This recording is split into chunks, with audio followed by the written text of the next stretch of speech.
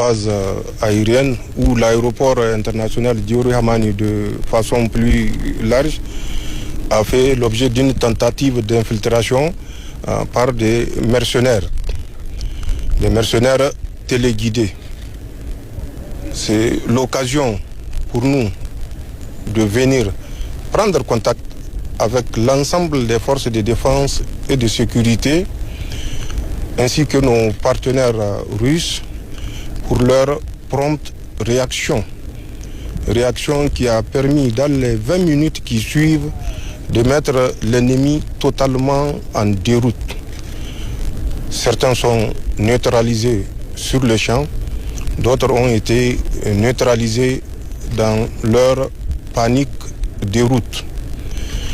Nous félicitons l'ensemble des forces de défense et de sécurité qui ont su coordonner leur action, ainsi que les partenaires russes qui ont défendu avec professionnalisme leur secteur de sécurité. Nous rappelons aux sponsors de ces mercenaires, notamment Emmanuel Macron, Patrice Talon, Alassane Ouattara, nous les avons suffisamment écoutés aboyer, qu'ils s'apprêtent eux aussi à leur tour à nous écouter rugir. Ces images, aussi dures soient-elles, portent un message clair. La menace a été contenue et maîtrisée. Les terroristes et leurs complices neutralisés. L'État reste pleinement mobilisé pour protéger chaque citoyen. La République veille et reste debout. C'est le message du chef suprême des armées, le général d'armée Abdrahmane Tchani. Face à cette attaque barbare et ignoble repoussée vaillamment par les forces de défense et de sécurité, ce communiqué du ministère de la Défense nationale dans la nuit du 28 au 29 janvier 2026, aux environs de 0h20, un groupe de mercenaires télécommandés a attaqué la base aérienne 101 de Niamey. C'est là même d'où les forces françaises ont été chassées le 22 novembre 2023. L'attaque, qui a duré une trentaine de minutes, a été menée par des assaillants à bord de motos, tous phares éteints. Le dispositif de sécurité de la base aérienne, appuyé par les forces de défense et de sécurité de la ville de Niamey, dans une parfaite coordination, a permis de repousser vaillamment cette attaque perfide.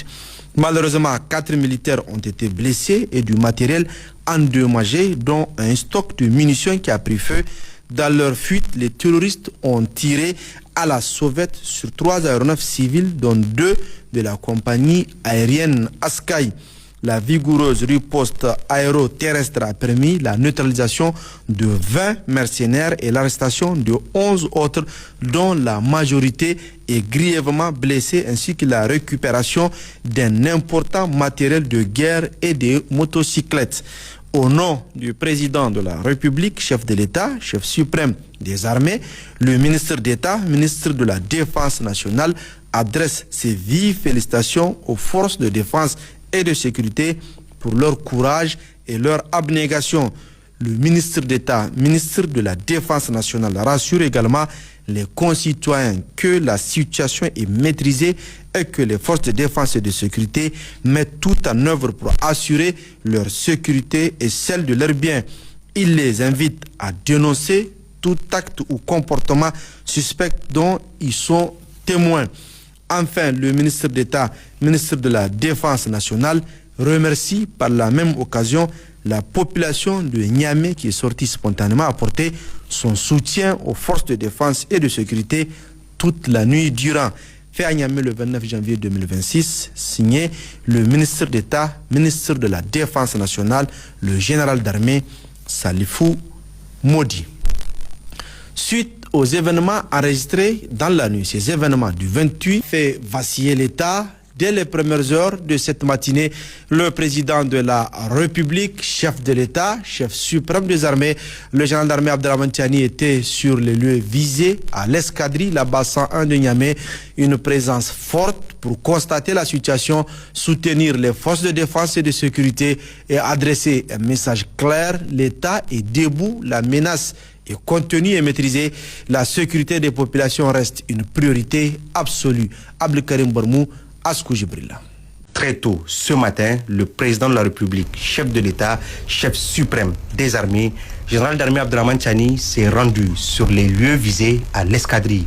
À son arrivée, il a été accueilli par le ministre d'État, ministre de la Défense nationale, général d'armée Salif Moudi, et salué par la hiérarchie militaire.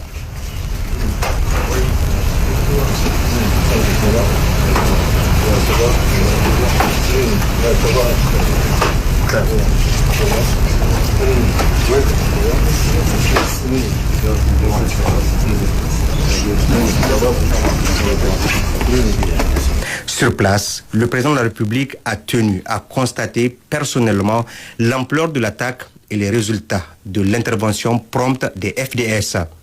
Une présence forte destinée à soutenir les forces engagées et rassurer les populations.